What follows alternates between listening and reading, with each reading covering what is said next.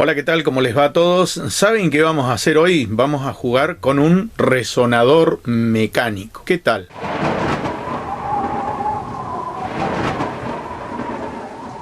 Bueno, acá tenemos armado un circuito con un resonador mecánico, que es este, transistorcito, polarizaciones y demás. Vamos a analizar este circuito que anda muy bien, y una de las ventajas, bueno, es usar primero que todo un resonador mecánico, que a veces es mucho más fácil de conseguir que un cristal piezoeléctrico, y sobre todo en tan baja frecuencia como es en el orden de los 460, 450 kilohertz.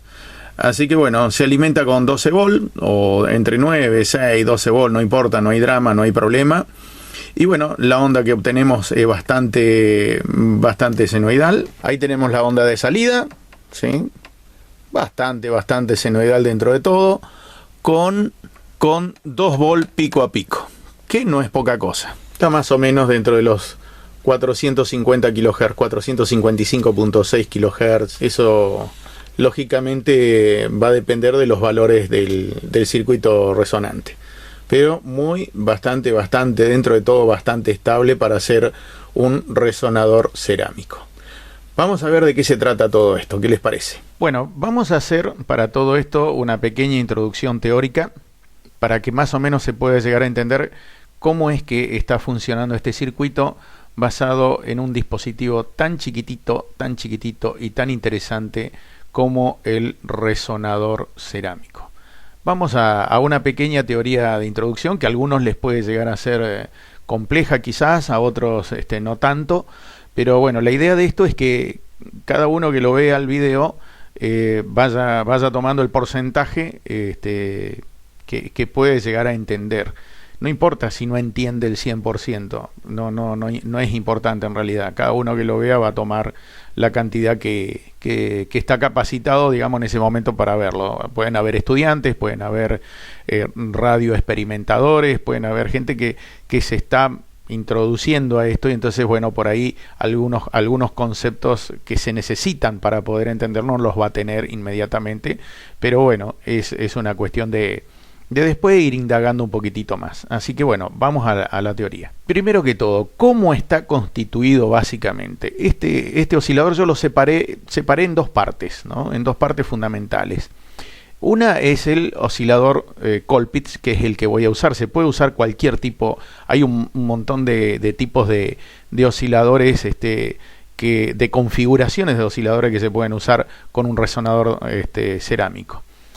Puede ser un Colpitts, puede ser un Pierce, un Miller, puede ser cualquiera. Pero bueno, yo elegí un Colpitts por razones que en el futuro posiblemente este proyecto prospere y vaya haciendo otras cositas más. Así que me interesaba este tipo de configuración. Y bueno, esto que tenemos acá y que estamos viendo es un oscilador Colpitts. Este es un oscilador que a mis chicos en la ENET los hago renegar un poquito calculándolos, pero bueno, al final lo terminan armando y funciona, ¿no? Pero bueno, no es el métier de esta presentación que ustedes calculen un oscilador Colpitts exactamente. Y por otro lado, la configuración que vamos a usar para poder polarizar o para poder usarlo es un seguidor de emisor, que es un amplificador colector común en este caso. Si revisamos un poquito lo que es un oscilador, vamos para que el que tenga idea se va a dar cuenta que no es ni más ni menos que un amplificador realimentado. O sea, ¿eso qué quiere decir? Esto es un amplificador, tiene un transistor, un par de resistencias que lo polarizan, capacitores de entrada y salida, y si yo hago que la señal de salida se realimente en la entrada, voy a hacer que este amplificador comience a oscilar, o sea, se vuelva inestable. Para eso el oscilador Colpitts usa esto que se llama lazo beta o lazo de realimentación, que bueno, ya lo vamos a ir viendo. Vamos a detenernos primero en el oscilador Colpitts, la configuración del oscilador Colpitts, que es los que estuvimos viendo recién, ¿no? El oscilador Colpitts, bueno, en este caso, este ejemplo, por ejemplo, no es exactamente lo que vamos a hacer, pero bueno, las configuraciones son parecidas. Lo constituye un transistor junto con un par de resistencias que lo polarizan al transistor en corriente continua a través de un inductor. Este inductor es un choque de radiofrecuencia nada más. Impide que la señal de radiofrecuencia se vuelva hacia la fuente de alimentación. No participa de la frecuencia de resonancia. Por otro lado, la polarización de alterna, digamos, es a través de una realimentación que se prevé a través de este capacitor y que vuelve a inyectarse nuevamente en la entrada, que era lo que habíamos hablado recién de cómo funciona un oscilador básicamente, ¿no? Y esto que es algo que se llama lazo beta. El lazo beta está constituido por una red de desfasaje, en este caso provista por capacitores y bobinas, que lo que hace es hacer un cambio neto de fase de la señal que tengo en la salida y volvérselo a meter a la entrada, pero cambiada de fase. Para esto utiliza una configuración que está basada en dos capacitores puestos en serie, el que es el Colpitts, C1 y C2 en este caso, que juntamente con esta bobina LT y un capacitor variable en todo caso C3, configuran el lazo beta de realimentación. Esto es lo que hace que esto, que es un amplificador, si no tiene conectado el lazo beta, comience a oscilar. O sea, esto es ¿vieron cuando uno arma un amplificador y algo le sale mal y empieza a hacer ruidos raros? Es porque está inestable y está entrando a oscilar, ¿no? Así que bueno, aprovechamos este efecto de cambio de fase para hacer el famoso oscilador, o sea, un generador de señales de radiofrecuencia, básicamente es el generador. Y ¿qué es lo que tengo en cuenta para calcular un dispositivo como este, un oscilador? En principio, la frecuencia de resonancia. La frecuencia de resonancia se puede calcular teniendo en cuenta la formulita de Thomson, que es 1 sobre 2pi por la raíz de LC. La F0 es la frecuencia de resonancia, pi, bueno, es un valor constante, y esta L y esta C son los valores inductivos y capacitivos que están involucrados en la red de realimentación. Podemos decir también que los capacitores están puestos en serie en esta configuración en el Colpitts, por lo tanto se calculan como dos capacitores puestos de esa manera, ¿no? Y bueno, L es la L1 o LT en este caso. Entonces estos son los elementos del lazo beta de realimentación, que es el que prevé ese cambio de fase que hace que el amplificador comience a oscilar. Y entonces esto cambiaría, porque lo único que tengo que hacer es cambiar esta C por el valor de estos capacitores en serie, y básicamente en términos generales, esta sería la fórmula de cálculo del lazo beta de resonancia del oscilador Colpitts, ¿no? Teniendo en cuenta que los dos capacitores están en serie. Otro ítem importante a tener en cuenta es que el HF o beta del transistor tiene que ser mayor que la relación entre C1 y C2 que están involucrados dentro del circuito. Estos son consideraciones generales en cuanto a lo que es el cálculo del oscilador Colpitts. Aclaro nuevamente, no lo vamos a calcular, pero esto es para que ustedes tengan en cuenta cuáles son los principales elementos a tener en cuenta en un oscilador Colpitts, cómo son las fórmulas generales de cálculo. Les puedo asegurar que es un poco más desarrollado que esto, pero bueno, como para más o menos saber de qué estamos hablando. Estamos hablando de un oscilador Colpitts, que en este caso es a bobina y capacitor. Nosotros vamos a cambiar este circuito por un resonador cerámico. Ya vamos a ver cómo lo hacemos. Pero, ¿qué es un resonador cerámico? ¿Qué es esta cosita? ¿Qué es esta cosita que me permite hacer todo esto? Básicamente, un resonador cerámico lo usan. Lo interesante de este dispositivo es que se puede encontrar mucho más fácil que un cristal de radiofrecuencia, que a veces no se puede encontrar. Hasta lo pueden sacar de un control remoto de televisión. Los controles remotos de televisión tienen esto, se van a dar cuenta porque parece un capacitorcito, pero tiene la inscripción adelante que indica la frecuencia de trabajo. Entonces, bueno, ¿qué es un resonador cerámico? Aparte es mucho más barato que un cristal de piezoeléctrico. Su principio de funcionamiento se basa en la piezoelectricidad, digamos, en el efecto piezoeléctrico, muy similar a lo que es el cristal de cuarzo, ¿no? Nada más que en este caso, en lugar de tener un cuarzo, tiene una cerámica, que cuando se somete a presión mecánica adquiere polaridad eléctrica. O sea, esto hace lo mismo que el oscilador a cristal, nada más que en lugar de ser un elemento de cuarzo, en este caso es un elemento de cerámica. El error que tiene la frecuencia, bueno, digamos, es importante. Mientras que el oscilador a cristal común tiene más o menos un 0,1% de error por inestabilidad de frecuencia, en el resonador cerámico es de un 5%, así que sabemos que vamos a estar con una frecuencia que no va a ser tan exacta. Pero va a ser muy interesante para, creo yo, desarrollos futuros, pero todavía no les voy a adelantar nada. El amplificador que vamos a usar para este caso va a ser un seguidor de emisor, que se llama, o también llamado de colector común. ¿Cómo es el circuito? Es de esta manera. Tenemos el transistor, tenemos la R1 y la R2, que son dos resistencias que proveen un punto de equilibrio de alimentación del transistor, el famoso punto Q, del que si más o menos han trabajado con transistores saben que se llama punto de equilibrio, donde tengo que polarizar la base del transistor para poder hacer que la excursión sea dentro de los límites de la curva justa dentro de lo que es la familia de curva del transistor, para que esté dentro de los márgenes de conducción del transistor, no esté ni en corte ni en saturación, R1 y R2. En este caso, fíjense que la señal a que uno está habituado comúnmente a que salga por el colector con una resistencia, no, sale por el emisor en este caso, con lo cual yo tengo una referencia masa de la resistencia R3, ¿sí? Así que bueno, lo que voy a obtener es justamente, por eso se llama seguidor de emisor, lo que entra por acá sale por acá, así nomás, lo que entra por acá sale por acá. Es más, si yo entro con 2 acá salgo con menos de 2. Y entonces ustedes me dicen, pero entonces, ¿por qué voy a armar una cosa que en lugar de amplificar, no solamente no amplifica, sino que en algún caso puede llegar a ser que la amplitud de salida sea menor inclusive? Bueno, ya vieron en el ensayo que era de 2 volt pico a pico lo que logramos con este montaje, con lo cual tampoco es poca cosa.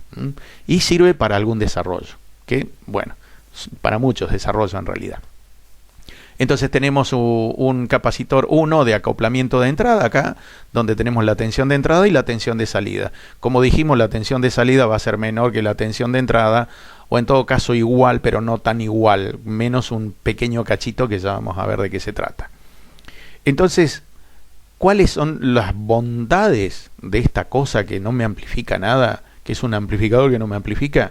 Que la impedancia de entrada es mucho mayor que la impedancia de salida. ¿Y esto para qué me sirve? ¿Por qué? Porque yo voy a cargar con todo un circuito que va a querer oscilar acá, que tiene una impedancia muy alta.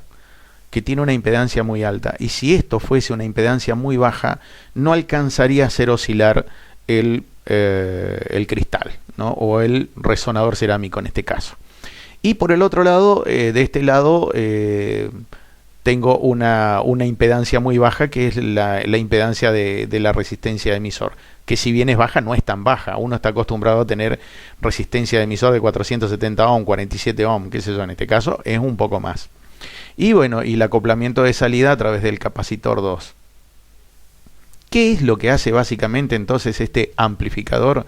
En realidad lo que hace es adaptar impedancias, de una impedancia muy alta de entrada a una impedancia bastante más baja de salida. Entonces, la tensión de salida, ¿a qué va a ser igual? A la tensión que tengo presente en la resistencia de emisor, ¿no?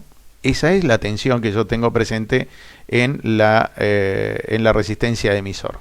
Entonces, vamos a tener que la tensión de salida va a ser la tensión que tengo en la base del transistor, menos 0,6 volt, más o menos. La tensión que tengo en la base menos esta 0,6 volt, que es lo que va a caer acá en la resistencia de emisor, en la resistencia de salida. Entonces, básicamente, ¿cuánto va a ser la tensión de salida? Va a ser la tensión de entrada, o sea, porque básicamente la tensión de entrada es la que tengo puesta acá sobre de la señal, ¿no? Estamos hablando de la señal, acá puesto en la tensión de base.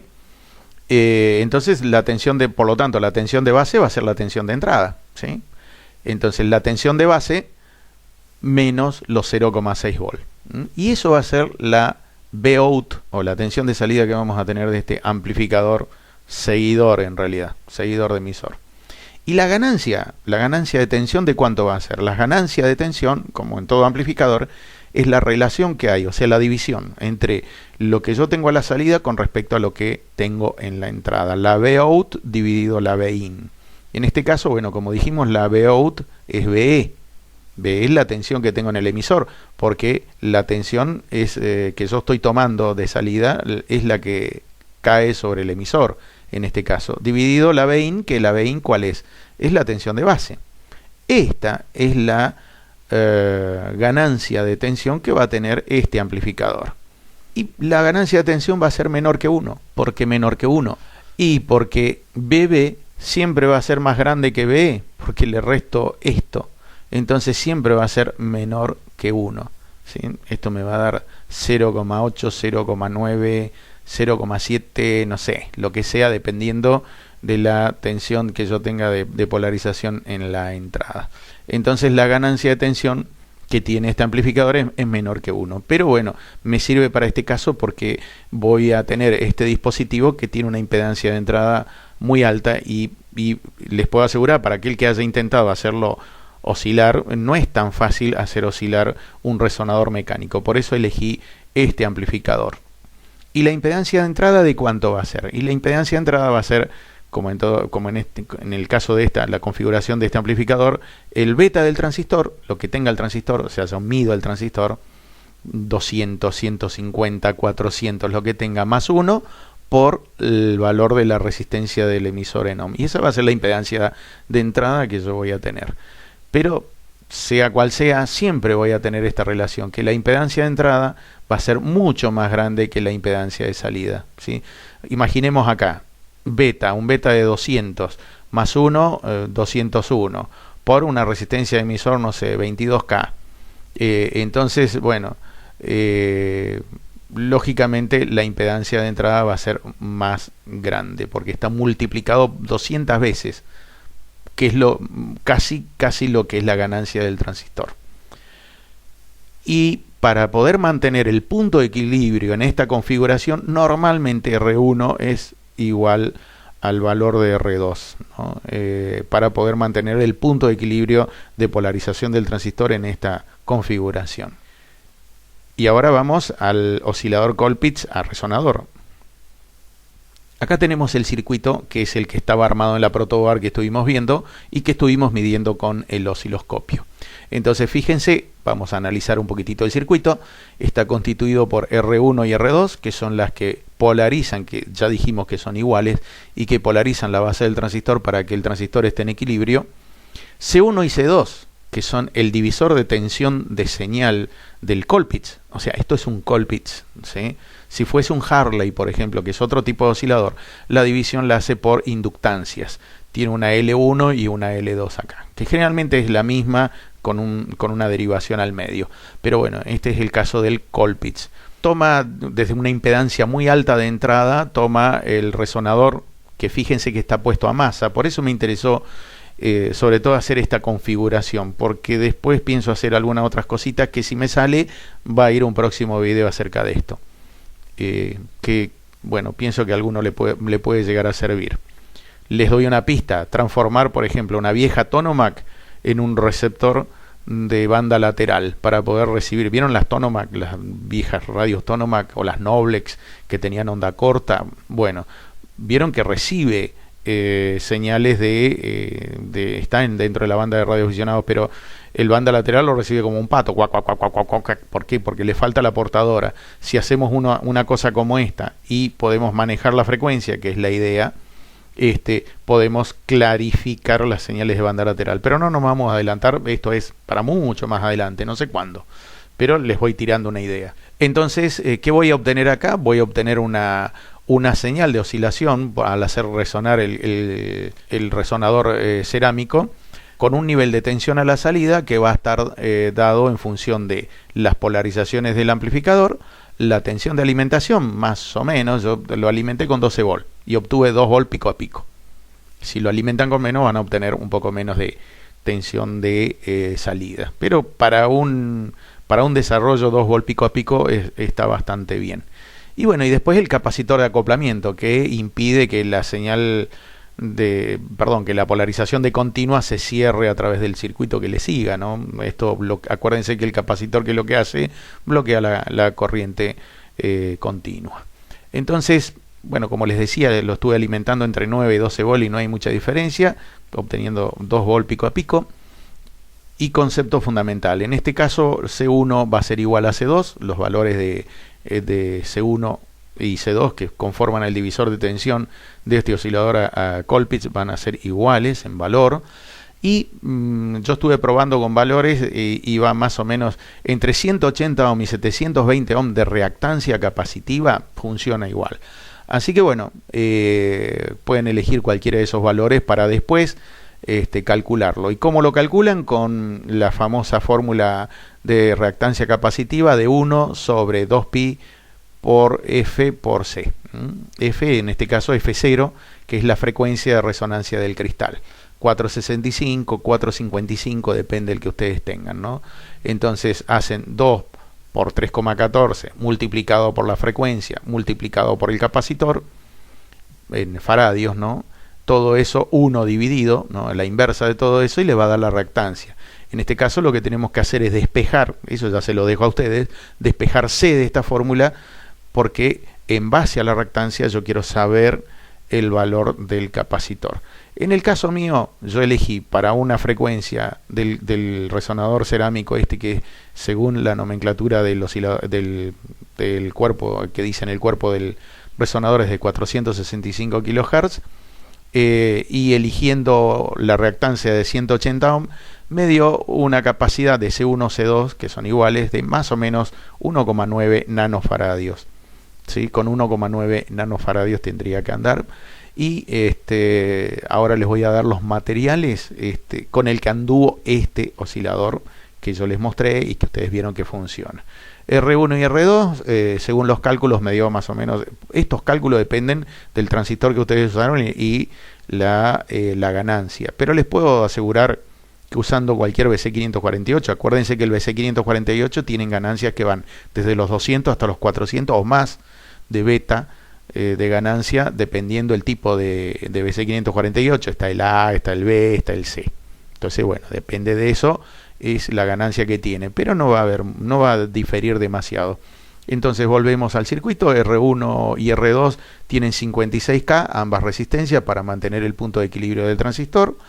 La R3 22K, para tener, que es la R3 y la resistencia de emisor, que es donde voy a obtener la señal de salida. Capacitor C1 y C2, elegí directamente 1 nanofaradios y listo, que es un valor comercial, listo, 1 nanofaradio, que es lo que estoy usando y anda.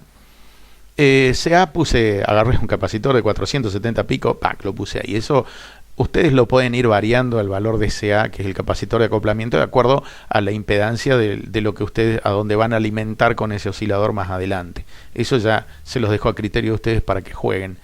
El transistor es un BC548, ahí del cajón de los rezagos sacan de una plaquetita. Yo me atrevería a decir que inclusive cualquier NPN de silicio funcionaría en este caso. Y bueno, X1 yo usé el cristal que yo usé, el resonador cerámico en este caso, que yo usé es un CRB465K, que bueno, conseguí de las casas de electrónica, pero como les dije, lo pueden sacar vienen en color amarillo, azul, dependiendo de la frecuencia también y demás, que son frecuencias bajas, que esa es el chiste de este oscilador, que es de una frecuencia muy baja, y lo pueden sacar de un control remoto de televisión, por ejemplo, que tienen ahí adentro, ¿no? Así que bueno, como conclusión, les insto a que lo armen, que jueguen un poquitito con esto. Si ustedes si ustedes dicen, pero no tengo frecuencímetro, no tengo osciloscopio, no sé cómo no sé si está funcionando o no esta cosa, ármenlo, pongan una radio de AM cerca, pongan una radio de AM cerca y bájenle la frecuencia, que está más o menos dentro de los 450 kHz, el inicio de onda media, y van a escuchar la portadora del inconfundible, la portadora de este oscilador. Y entonces inclusive lo pueden experimentar sin tener un osciloscopio o un frecuencímetro a mano, y más o menos saben que está funcionando. Interesante el desarrollo, porque es un desarrollo sencillo, muy poca cantidad de componentes, le va a permitir poder desarrollar sobre todo un circuito oscilador a muy baja frecuencia, como este dentro de los 400 500 kHz. Así que bueno, espero que este pequeño desarrollo les sirva.